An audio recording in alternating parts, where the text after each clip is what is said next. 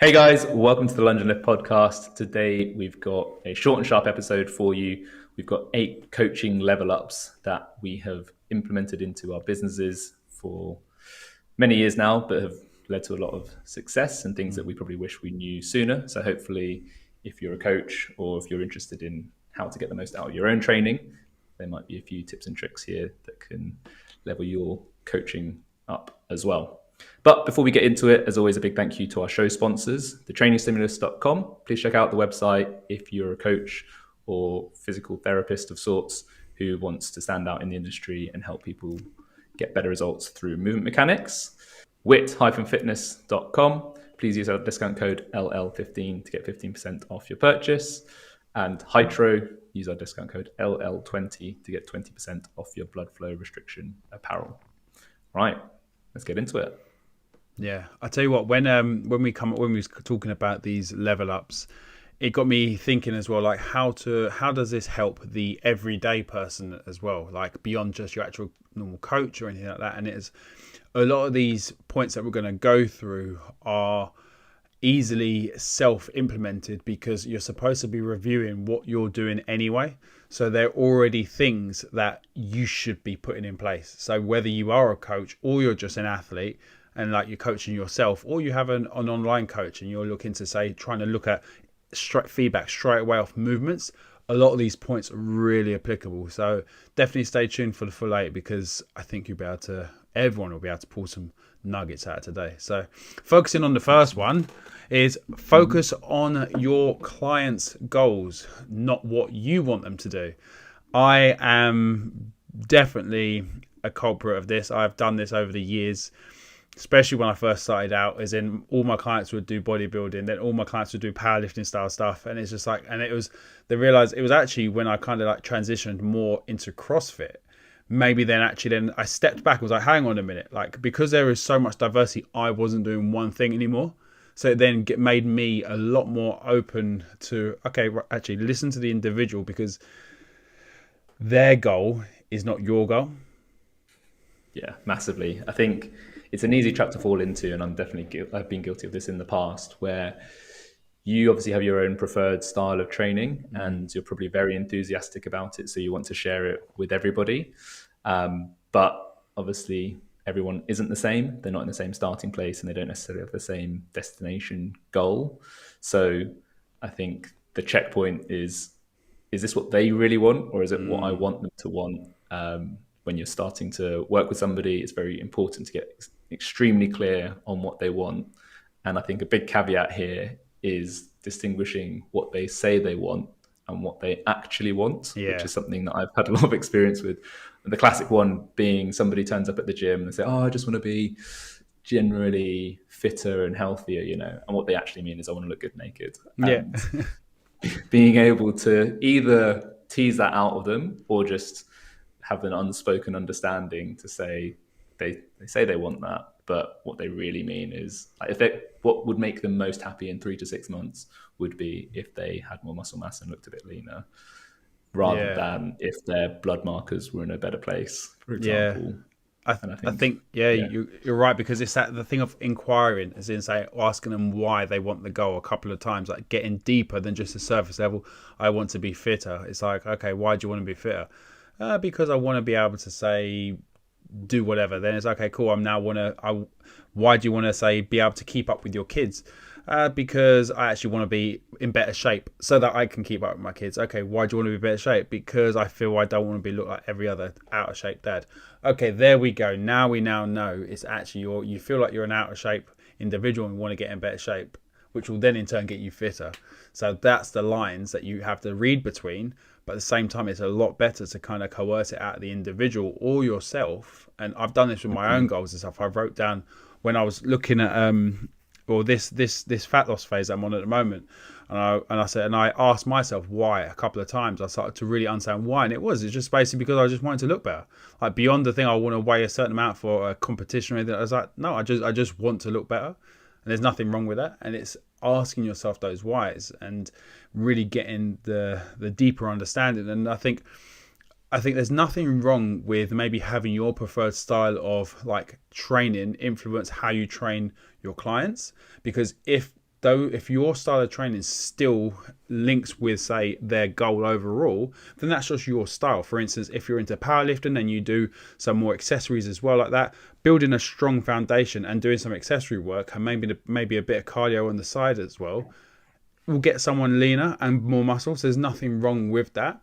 It's just making sure you understand that they're not wanting to necessarily get to the platform, which means the specificity or the intensity doesn't necessarily have to be exactly the same, but you can use the principles. And I think that's what we've learned is as you start out, you think you go all in on this one thing, that this is what you need, when you actually realize, actually, no, look at the underlying principles for everything, and then kind of pull out the ones that are going to aid in your client's goals. Exactly. I think most clients or athletes choose a coach because they like their outlook on training or their philosophy or their approach. But the point you need to be conscious of is where your approach starts to deviate from what they want. So they might like the fact that you're really holistic and you focus on form and moving well. But if you're spending 20 minutes on technique and getting them moving perfectly, but they've got a muscle gain or a fat loss goal, that's not actually moving them towards their goal. It might be best for their long-term health, but you've got to make a call as to how much patience they have and the balance between wanting to move well enough to achieve their goal and moving perfectly, which no one moves perfectly. So I think having the just striking that balance correctly, where you're getting somebody to where they want to be as quickly as possible and as efficiently as possible, rather than taking a very indirect route, which might be better for them long term and overall. But at the end of the day, they might start losing interest or patience if they want an hour of hard training and they're spending a long time doing fiddly bits that aren't necessarily in line with where they want to get to. Yeah, and that's the thing of giving them essentially what they want versus what they need, and giving them, like, at the end of the day, if you get them their result in the right amount of time, they're most likely going to stick around anyway. So then if you say get them in shape, you can then focus on new goals, which might then include a little bit more holistic stuff and all that other bits and bobs. But I think that falls really nicely into point 2, which is focusing on buy-in and consistency rather than optimal training. And that might sound a bit funny coming from us because we talk a lot about finding the optimal training program and stuff like that. But as we know and we've discussed before, the most optimal training plan is the one that they keep coming and doing. So by getting them to create that buy-in, because you're helping them on their goal and they're achieving their goal, that buy-in is going to solidify even more because you've addressed point 1 of focusing on their goal. They're achieving it. They're consistently turning up. And they're getting the results, and that's what they want. They want results. Exactly. I think it's important to be clear on who you're dealing with for this point, in terms of the elite athlete who needs every minute edge they can get. So therefore, they should be as close to the optimal training program as possible, versus somebody who might be just starting on their fitness journey and hasn't got the habit of exercise. For them, almost anything is a positive step. So actually making them enjoy it is going to mean it becomes more of a habit because they want to do it rather than begrudgingly drag their ass to the gym. And they're much more likely to then be consistent, which is ultimately a bigger indicator of whether they'll have success or not. And I think that's something that really comes with experience, is just knowing the balance for an individual. Because some people love, it's just the same like training style. Some people love boring cardio. Other people, I've expressed my preference there. Like some other people don't particularly enjoy that. So knowing what buttons to push for which individual. Like if somebody likes more variety than is optimal to stay engaged and keep coming to the gym, giving them enough of that in their program so that they'll still find it fun and turn up every day, might be a more roundabout route than the perfect program. But because the perfect program might make them drop off, it's actually a more direct path than the theoretical direct path.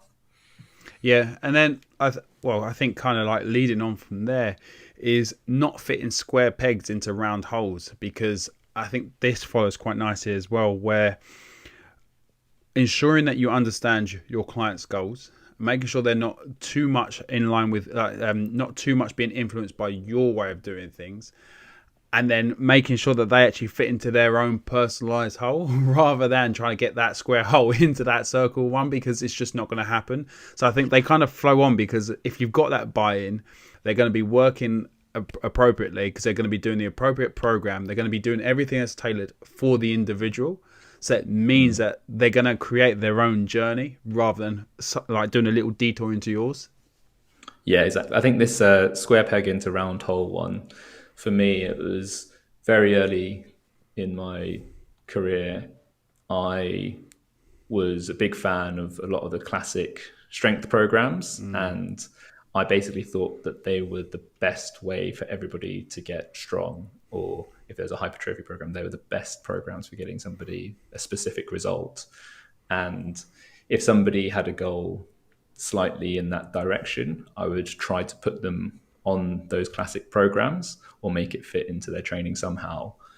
And I think that doesn't tailor it enough to the variety of training histories. Even like male, female, certain programs suit men better than women. And there are biological reasons for why that is the case. And it's only really through experience and realizing that, say, I used to love the Juggernaut program. Yeah. And one of the things I found was when it got to the lower rep, higher intensity blocks, say the 5s or the 3s, people who had a shorter training history, and especially women who had a shorter training history, they would just start failing reps like way earlier than the percentages said they should. But when it was in the 10s and the 8s, they'd be fine and they'd be smashing out like way more in the AMRAP sets. Yeah. And I was under the impression that this program was the best program, but there's so much individual to individual variation that actually those clients would have had way more success staying in higher rep phases of the program than dropping into 3s, because they're basically so new to training. They didn't have the skill of recruiting high percentages of their motor units to do like high percentage strength work. So actually it's not a productive use of time in their session. So if I was to do it all again, I would be I had to learn that lesson some way, but I would be, it's like I am now. I don't use any of the traditional strength programs. I'll always adapt it to what I think that person needs. And it's just obviously far more effective than applying a generic thing to a specific situation.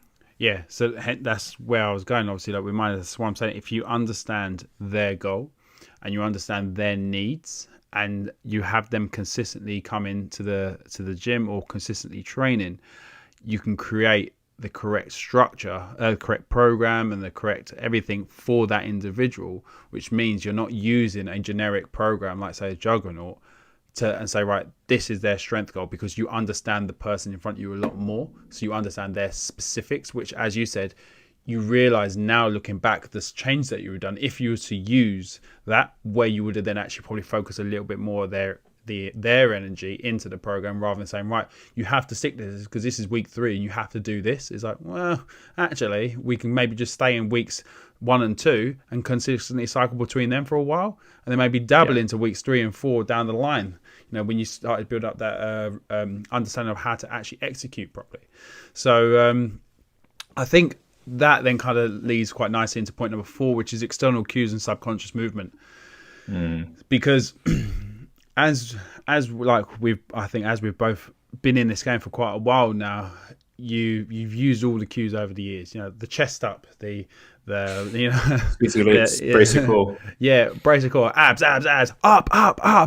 It's like all of these things that we've used over the years, and we still will use them every so often, because sometimes there is going to be that appropriate thing, because maybe someone just did need to think about pulling their chest up and actually help them stand up with that weight. So there's nothing wrong with those cues, but maybe having a bit of an understanding of external things to think about rather than always getting people to think internally. And I've actually been quite a culprit of that, even to late, because they're coming from more of a bodybuilding side of training. I've always thoroughly enjoyed that understanding of muscle contraction and actually getting Yeah. like your biceps, that mind to muscle connection. And obviously this is all appropriate except for in bodybuilding where you want that connection. But when you're Yeah. talking about general movement outside of things, which is what a lot of our clients will come to us for, to move better, to look better and so forth, those external cues can be a really good way, and creating subconscious movement to create a better individual. Yeah. So the way I like to think about this is, well, once you've got very clear on what you're training somebody for, as Rob's just said there, if they have aesthetic goals and they want to do bodybuilding, then internal cues, which is probably worth explaining the difference. Internal cues is when you're thinking about things inside your body. So this will be squeeze your glutes. This will be get your mind muscle connection with your bicep if you're doing a bicep curl. So all the work is done by your target muscle because your goal is hypertrophy of specific muscles or specific muscle groups. And that is excellent for hypertrophy because the goal is local overload of target muscles. However, when it comes to efficient movement and what I would think of as functional movement, like to achieve tasks in the real world or play sport or move athletically, the body works way better moving subconsciously. Yeah. And subconscious movement is task driven. And it's like if you go to reach and pick up a drink, you're not thinking about target muscles. You're not contracting them one by one. You just think, I'm going to pick up that glass and I'm going to bring it to my mouth. And that's how all movement should be, whether it's Olympic weightlifting, even powerlifting. You don't want it to be disjointed. But because bodybuilding and functional fitness are both done in a gym, the two schools of thought sometimes overlap and get conflated. But the mind-muscle connection is not an efficient way of moving. So it was a massive level up for me when I realized that people will move way better if you get them focusing on things outside of their body rather than inside of their body. So thinking of more creative cues, like if you're hinging, telling someone to reach their bum to try and touch the back wall rather than feel it in your hamstrings. It's a very subtle distinction, but in terms of how it'll improve their hinge or deadlift pattern, it means that they're going to do the better thing without trying in future. And when it comes to sport, that's super important because you'll always default to that subconscious pattern under fatigue. When you're too tired to think, you're not able to use mind-muscle connection to drive an optimal recruitment pattern. So it's important to ingrain the skill through repetition by focusing on a task. And it becomes really obvious when you think about it in a sporting context, because in no sport, if you're hitting a ball of any sorts, you're not thinking about an individual muscle. You're thinking about striking that ball with whatever tool or part of the body you're using. And it would be, imagine trying to hit a tennis ball by going pec, anterior delt, bicep, forearm. Like it's just so ridiculous. But if we want people to move efficiently, we should apply the same in the gym and just get them to do shit without overthinking it. And it's your job as a coach to set up the environment, use constraints, use creative targets for them to move towards or around. And if the setup is correct, then the right muscles will be doing the right thing anyway, which is where, the creativity really pays dividends. Yeah, and like for me, I've definitely felt over the years that the way I like to coach things as well is essentially, especially with like say movements like say powerlifting movements or something like that, is using the powerlifting example, stick with that. Say the bench press, I've touched on this before, but like using tempo work to slow it down so they understand and can keep up with their body. Because as soon as then you add a normal tempo of a normal bench press, when you say under competition standards where it isn't a set tempo, you just have to pause on the chest, you understand how it's got from A to B, but you're not thinking about getting it from A to B. You just do it. Same as a deadlift. It's like, I'm not thinking about driving my big toe into the ground. I'm not thinking about where my knees are. I'm thinking like, can I feel tight? Yep, right. Grab the bar, still feel tight, and stand. That's it. But I'm not thinking about those individual bits. However, doing some like eccentric deadlifts where I'm lowering that bar down, I understand the movement pattern that I'm creating. So I'm feeling it. I understand what it should look like. I'm allowing my body to keep up with myself, because I use the brain and the body as an example of, if you think your body can move faster than say what the brain can keep up with, right? I know it's not the case, but I use that as an example. So you can go suddenly down to the bottom, your head's still at the top. I'm like, fuck, I'm at the bottom of a squat. I've got to get down there. So it sends that signal down. Whereas if you lower yourself down slowly, your body's like, oh, cool, I'm cool. Then speed up and speed up and speed up. And this is then you getting into like a squat clean where suddenly bang, you're in the bottom and you're standing at the hole. It's just instinctual. And you shouldn't be You're right. Yeah, no, yeah. So it is faster than the brain can keep up with. That's the Yeah. difference between subconscious and conscious movement. We can't consciously work that fast, so it has to be subconscious. Yeah, cool. With that, okay, I'm glad I'm saying the right thing then. So, is in what for me, the way I make sure people understand is if they've understood how they've got from point A to point B, then you can add speed and intensity. But we're all too quick to just go straight to speed and intensity to either add weight or move faster before we've understood principles. And that for me, it was when I started out, like I was a lot, as I said, with the bodybuilding side stuff, it's like, make sure you're using your lats to pull this down and this and get this. And so I will still use that at times, because if I'm doing a lat pull down and I want people to build their lats, I'm going to use that cue. But if I'm trying to get them to do pull-ups and stuff like that, I'm not necessarily going to be thinking that. So I'm going to be watching where their limiting factors are and maybe then giving them a cue, as like you alluded to there, to make them do a pull-up better. So yeah, that was definitely something that come with experience. Yeah, I think another useful model for people to get their heads around this is that the classic competency hierarchy, where at first you're unconsciously incompetent, and then you become aware that you're incompetent. So you have conscious incompetence, where you're aware of what the right technique is, but you can't do it. Then the next stage is conscious competence. So that means when you really think about it, you can do it right. And then the final progression is unconscious or subconscious, in this case, I do like competence. Like doing it well without thinking is actually the stage beyond doing it well while thinking. And a sport like golf illustrates it perfectly, in that the beginner doesn't know how shit they are.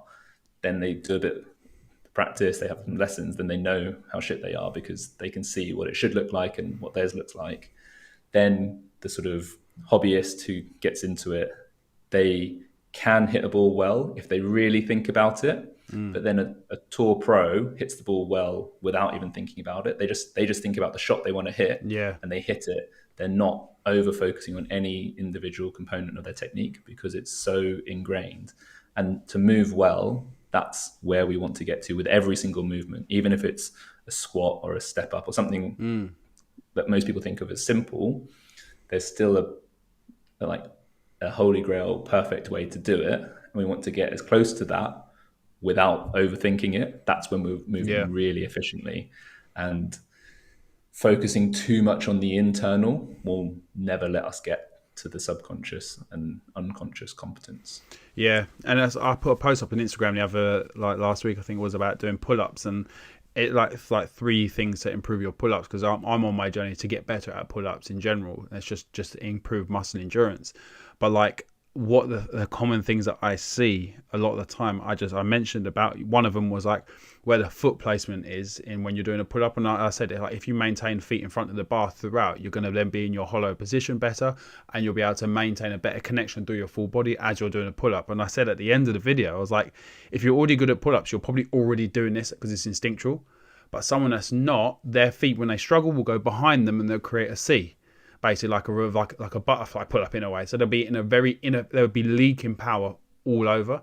So it's those things. So by having an external cue of keeping the feet in front of you, not maintain core tension and hollow body and stuff like that by just putting your feet in front of you will probably put you into that position anyway, or close enough. So anyway, I think we've spent quite a bit of time on that one, which is important, because it is an important point. I think, as I said, it comes once when you've been in the game for a little bit of time. Love this one. Point number 5, upgrading language to steer your mindset. Because for me, I'm a huge advocate of like, the way you say something is the way it is. And it's like, what I mean by that is like, my client at the moment, she's got a bit of an injury, and I say to her, look, don't say how much pain are you in. It's okay, what level of discomfort. So you're softening the word pain, because the word pain feels like it's so much worse than it is, even if it's only a 3 out of 10. 3 out of 10 of pain is going to be worse than 3 out of 10 of discomfort, because you're softening it. So yeah, big time. I think I like what you said there. The way you talk about things basically paints your picture of reality. So the words you use are actually super important for how you think and how you feel about situations. And for me, because I deal with a lot of people with injuries, imbalances, that sort of thing, when they talk about rehab, as soon as you say rehab, you put yourself in a frame of mind that is, I'm broken, I'm injured, I can't do normal training. Whereas if you talk about it as training, which is why it's called the training stimulus rather than the rehab stimulus or something like that, where it's focus on remedial action rather than proactive and progressive action.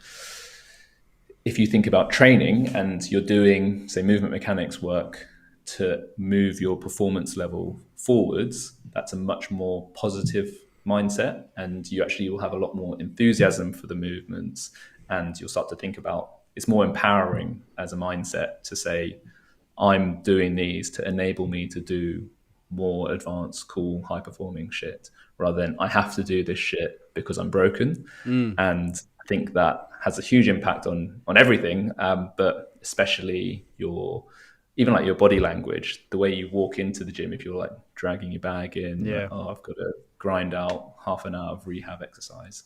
But like you said, it applies across the board, talking about pain or saying that stuff needs to heal when it doesn't need to heal. Say you've got a tight muscle. A lot of people think of a tight muscle as being injured. I've got an injury, when it's not even an injury, it's just muscle tightness.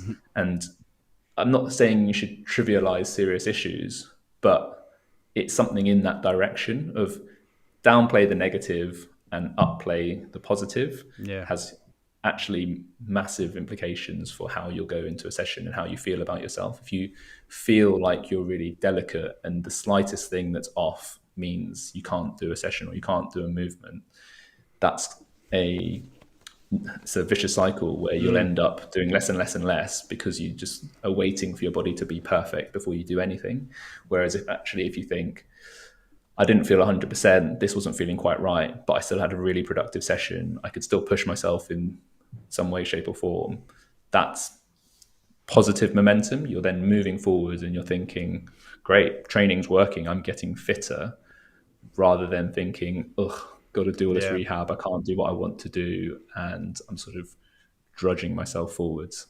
So I think when I started really consciously changing this, when I was working with my clients, to say, like, catching them out and just saying, no, this is what we're training here, we're not doing rehab, and just get that straight. You might feel some discomfort, but we're still having a positive stimulus on your body, which means you're going to be fitter, stronger, faster, whatever your goal is. And I think it's super powerful that it's massively underestimated in coaching. It's so I've just finished rereading a book, The Four Agreements, and like the last agreement is always do your best. And like the always do your best, I think, is key with this, because your best is not always going to be 100%. And so wherever you're at, you're always performing to your best. And when you said there about the language that you use in a session and whatever, so like I've said this to my clients where they're like, they do say, oh, I can't do that again or anything like that. It's like, no, it's not that you can't, you just don't want to do it again, but you know you're going to do it again. And this is not, because the thing is, it's like, especially like I got one client in mind, and like she says she does a set, she's incredibly strong, right? Does a set and it's hard. And I was like, cool, you got another set. No, before she racks the bar and goes, oh, I can't do that again. And I'm just like, no, look, if you're going to say something positive. Come out the rack and say, that was tough, looking forward to another set, or something like that. Or that was tough. Like, maybe identify what it was, but don't predict a future self is not going to be able to do something, because then that will become a reality. And then when I said to her, look, if you're not going to say something positive, don't say anything. So then she's come out of the rack and be quiet, right? And I said, you're probably internalizing those thoughts, fine, but you're not now making them an actual thing. And then you'll stop internalizing them. Now she doesn't do it anymore, because she knows she's just going to get that lecture every time. I was like, look, stop with that. It's like, I always try and put a positive spin on things, Because if you're going to put a spin on it, why put a negative one anyway? Even with a shit Exactly. situation, we know it's a shit situation. So don't make it a shitter one by making yourself feel even shitter. Exactly, and it's huge in pro sports as well. Like when athletes or preparing for a big event, when they talk about doing visualization exercises, it's real stuff. Like if you are so focused on a negative outcome, then when it comes to the event, your brain is basically rehearsing the Yeah. negative outcome. Versus if you, and it's almost like it's a zero risk experiment. Like if you say you're going to go and do a max lift and say it's 100 kilos, if in your mind you think I can't lift 100 kilos, you're reducing your chance of lifting that. This is Yep. a real phenomenon, and there's loads of cool experiments that sort of prove it. And I think I might have told this story before, but just in case I haven't, I went to this. It's actually a lunch and learn session at a co-working space I used to go to, all about psychology. And you would pair up with a stranger, hold out your hands at shoulder height, and they would say, think about a really positive, happy time when you were successful in something. And then your partner basically pushes down on your hands, and your hands feel strong, and you're supposed to resist them. And then they get you to think about like a really traumatic or sad time in your life. Maybe you lost a relative or something like that, the saddest memory you can think of. And then they would do the same thing, push down your hands. And everyone's hands just dropped, and my own hands dropped as well. You could just feel you had less in Yeah. you, because that frame of mind changes, like the psychology changes the physiology. And that's obviously an extreme example, but the same thing happens in training and in sport. That if you are feeling really down and sorry for yourself, your body will perform worse. So even if it's not real and it's unrealistic, having the most positive mindset you can gives you the best chance of your best performance. So even if you still can't lift 100 kilos, thinking you can will give you, yeah, A little the bit. best. Like Yeah. I can attribute to my 3 powerlifting meets that I done. The last deadlift, the first one, I just come back from back injury, and I was like, I'm just gonna fuck around with this, see if it, and I think I got it a little bit. The next competition, I think, just come back from another injury as well, but it was a relative. No, I was really busy building a kitchen and stuff. My last lift, I was a bit like, I'm gonna put this on and see if I can lift it. Da, da, da, da. Again, missed it. The last prep, obviously, I went in and I said to myself the whole time, my only focus was to lift that 300 kilo deadlift. That was the only thing I had in mind. And I said, like, everything else I'm going to do as I get there, but that is my only lift. And that's going to be my second attempt, because I don't need a third. I just need to hit that lift. And I went in, and even when there was one bit, I said to one of the guys there, and I was like, I might not get it. And he was like, you don't say that. And I was like, I know, I'm gonna get it. I'm joking with you. I was seeing what you wanted to say to me, but because I kept framing in my mind, I'm going to lift 300 kilos. I've laid everything up accordingly to ensure that I do that. So it means I'll get it. And then during the lift, there's a moment when I've watched it back, and you can see it looks like the slightest of pauses in that bar movement, and you know that's the moment. I remember asking myself, I was like, the thought of a back injury, the thought of all these things come up, and I just said fuck that and kept pulling. And it's fascinating to see, because it's like when I watch it back, I'm looking out for those bits. It was me doing that lift, but it's that self-talk.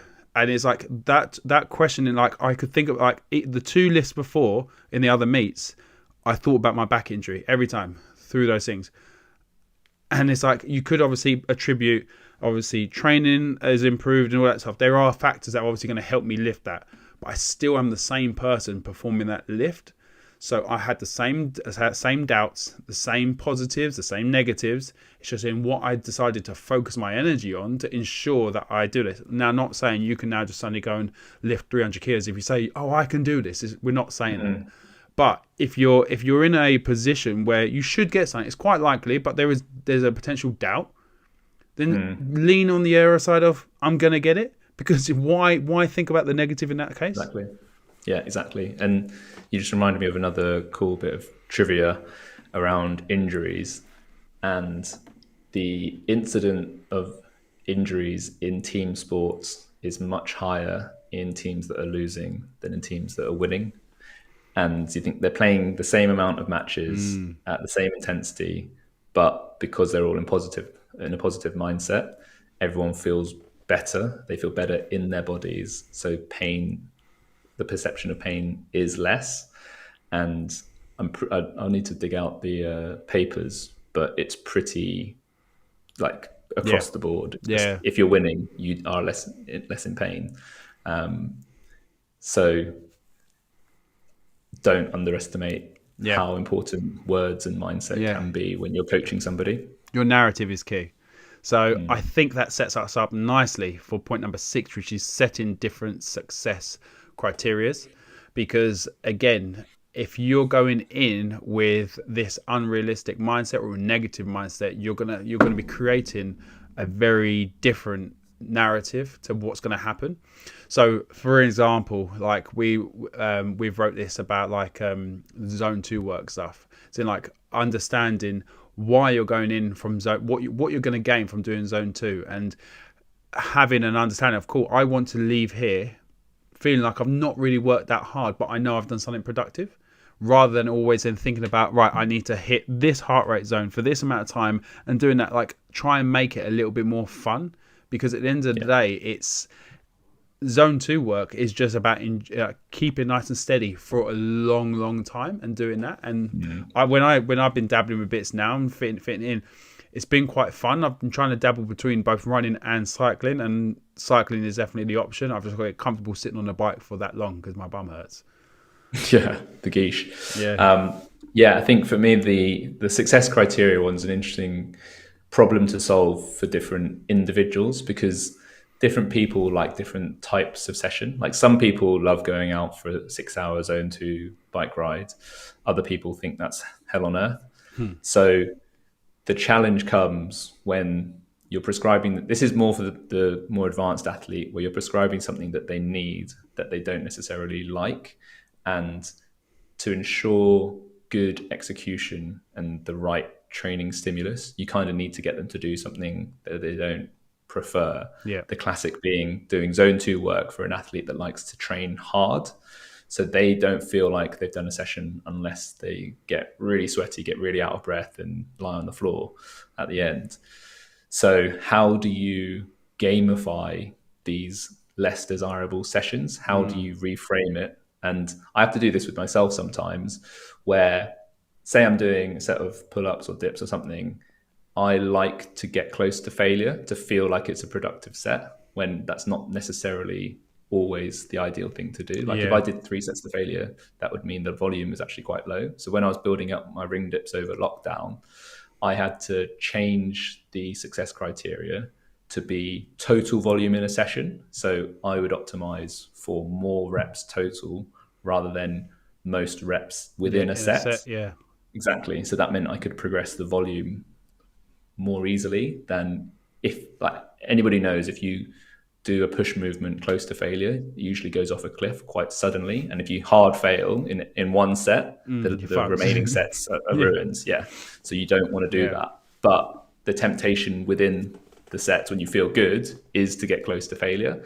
So how do you reframe it in your mind or in your client's mind to do it well? And this is where getting creative with, or say in a long zone 2 piece, say you're monitoring it by heart rate. A device I like to use for athletes who don't like that type of work is basically punish them with an exercise they might not like if they go over their heart rate threshold or under their heart rate threshold. And that exercise will hopefully bring down the heart rate. Say if they go over, they go into zone 3, they've got to do like a wall sit or something like that. So the heart rate will come down, but it sucks. Equally, if they go below the threshold, they have to do some burpees or something like that. So the heart rate will come back up, but it also sucks. So you're incentivizing them, and it becomes a bit like, what was that game, Flappy Birds, where you're just like chasing the heart rate between the 2 upper and lower bounds. So they're engaged to do it in the right way. Whereas otherwise, that same person would probably just ride at zone 3 throughout the whole session because it feels more productive for them. And they're like, it was too boring to ride at zone 2.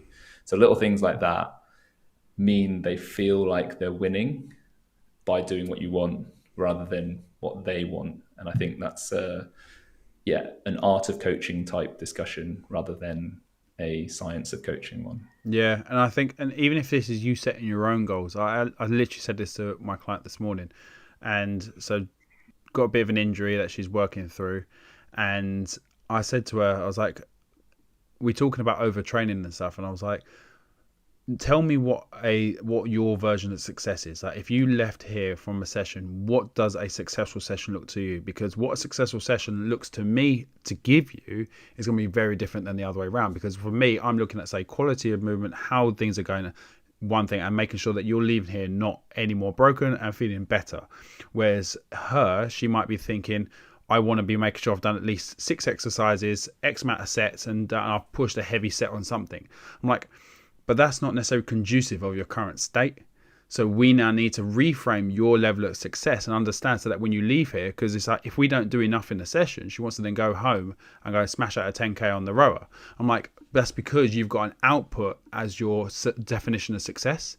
Whereas that's not always going to be there, because then if you always focus on the output, you're going to be on diminishing returns and going down. And I said, the problem is at the moment we talk about working up to a 3 out of 10 on discomfort level. So if, for instance, she hides it away and works to a 5 to say 100 kilos on a deadlift, say, problem is that 5 will become 90 kilos, 80 kilos, 60 kilos, then a kettlebell, because she's always gone above a 3.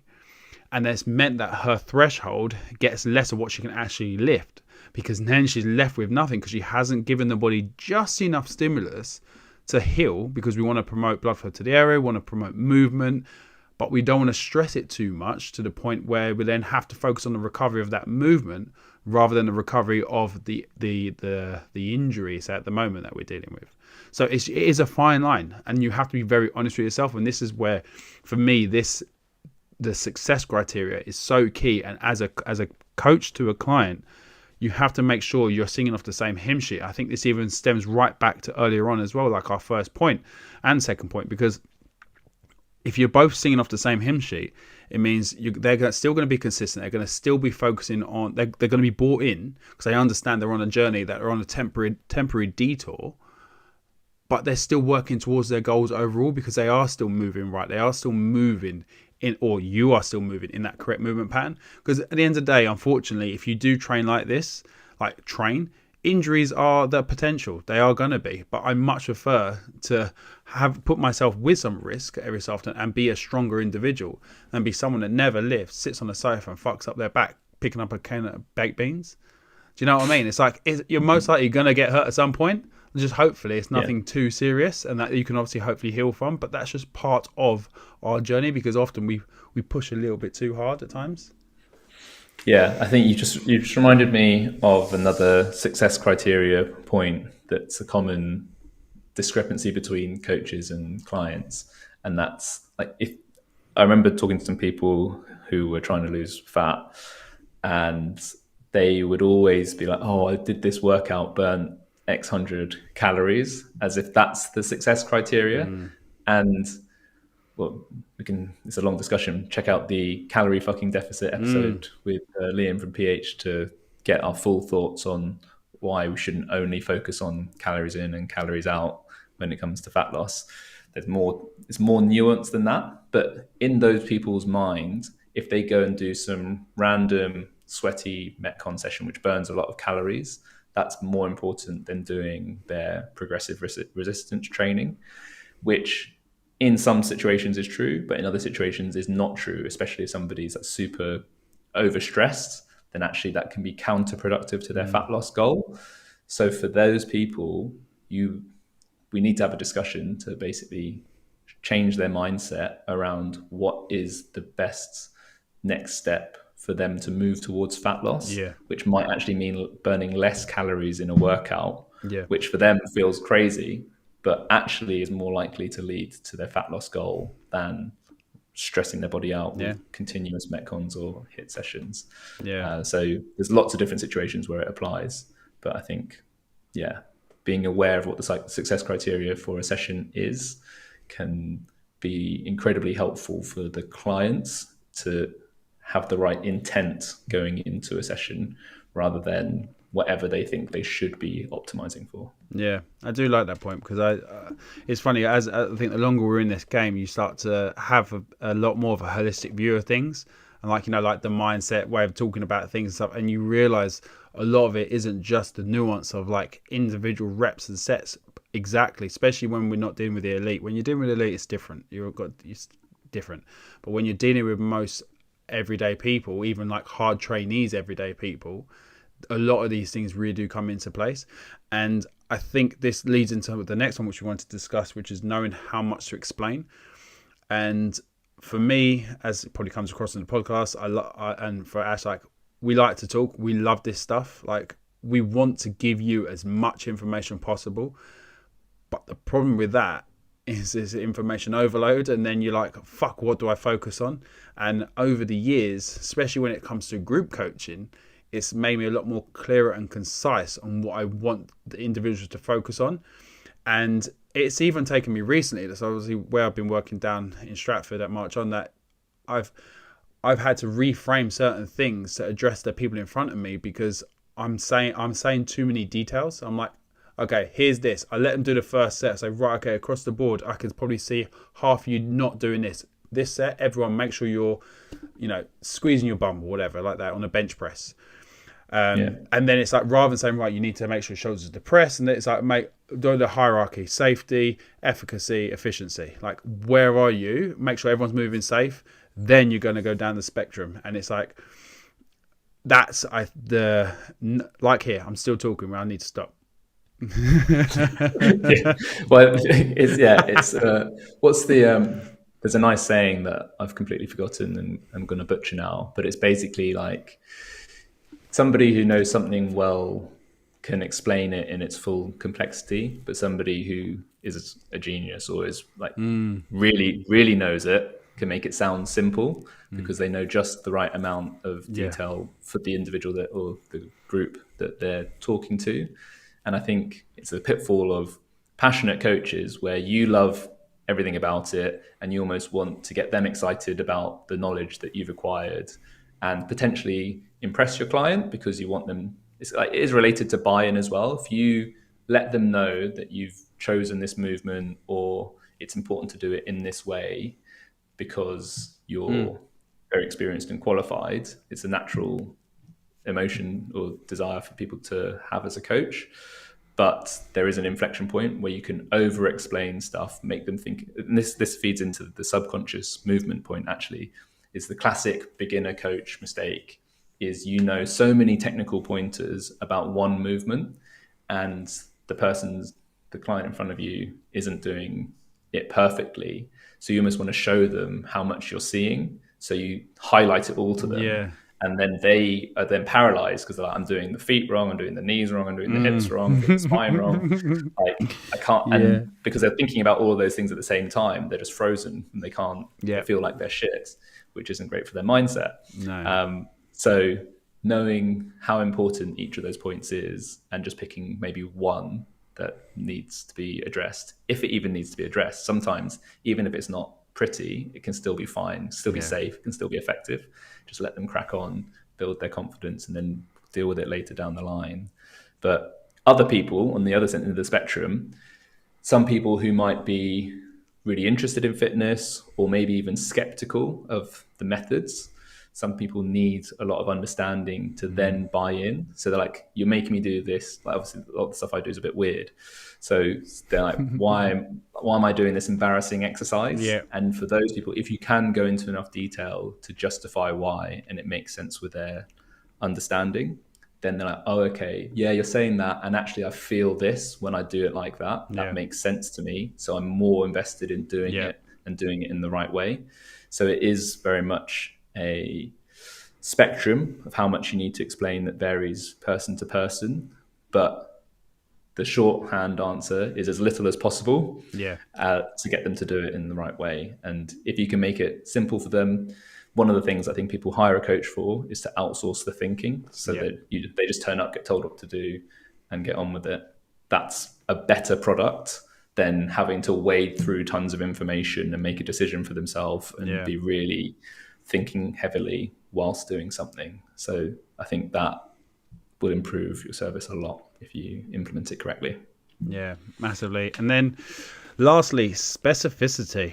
So I'm, I'm gonna hand this straight over to you, mate, because for me, I think when it comes, especially with the type of clientele that you deal with, like the movement mechanics and stuff, it is extremely specific because you are targeting a specific movement, a specific reason, as you just highlighted there, with understanding how much to tell the people, tell your client, so they know what to do.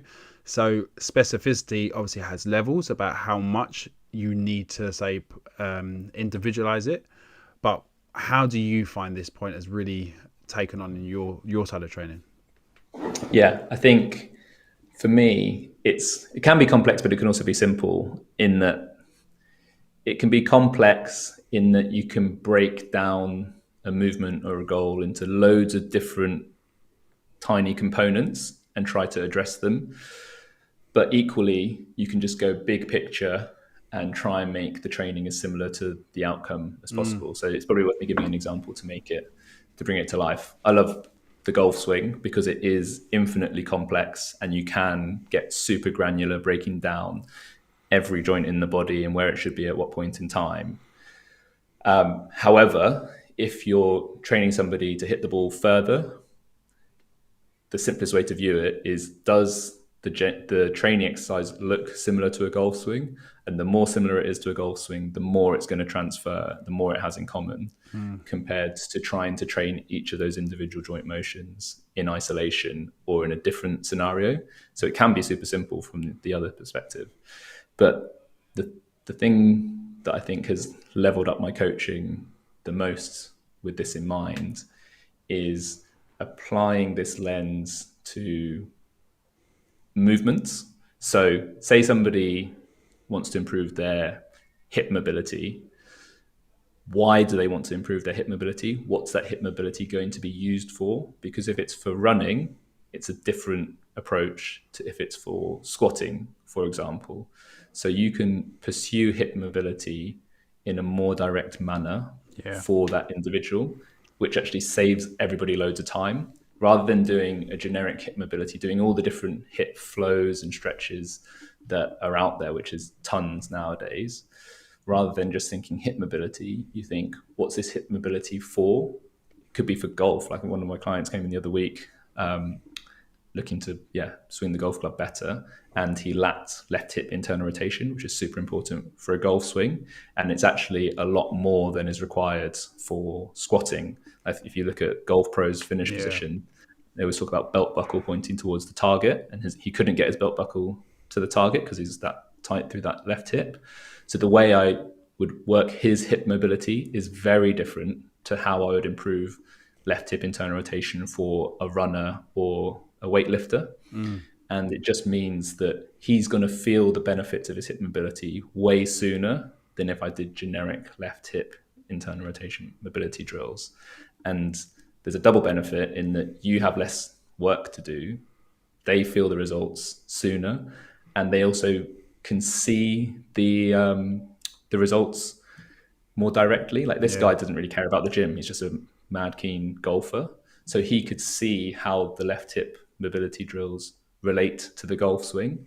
So if you had him doing various different yoga poses, which might still improve left hip internal rotation, because they don't look like the golf swing, he's just like, I'm doing all this fluffy stuff that they say is good for me, but I can't really see it. Whereas if he's standing there and it's like, this is exactly my golf finish position, and I can see how I'd get my belt buckle more towards the target, I'm bought in and I want this because I want to be better at golf.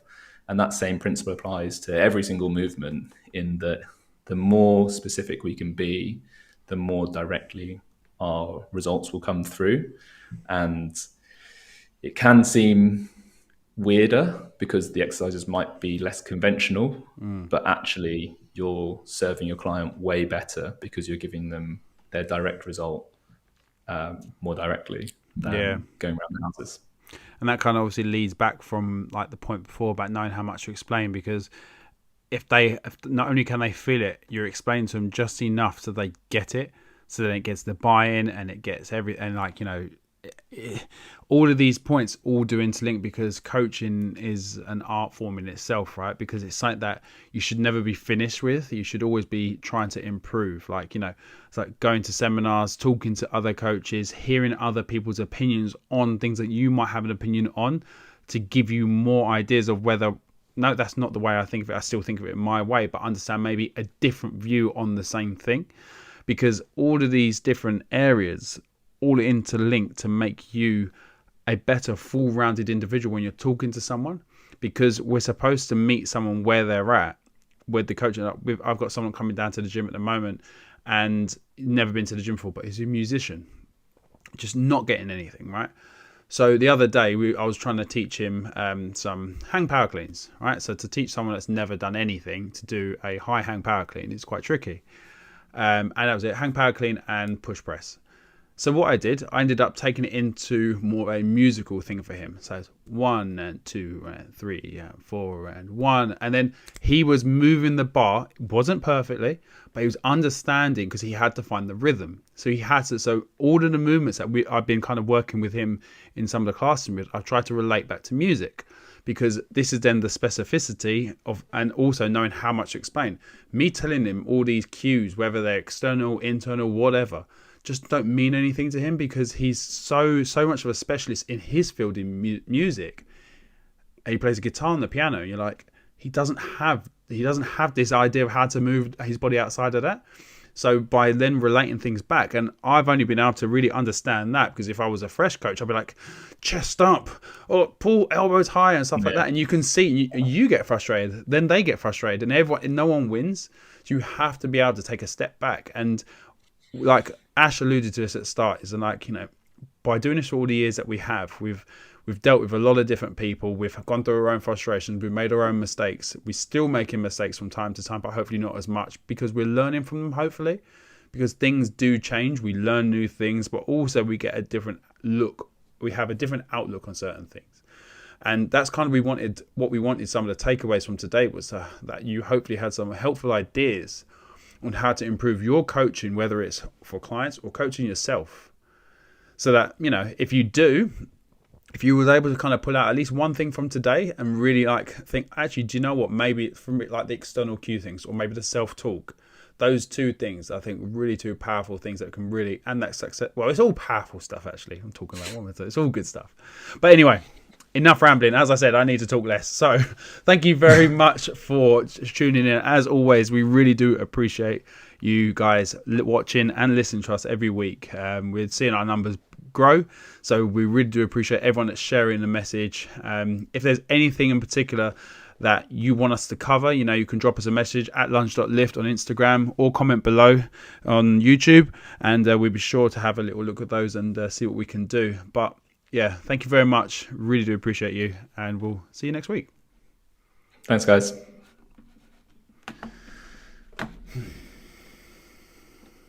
And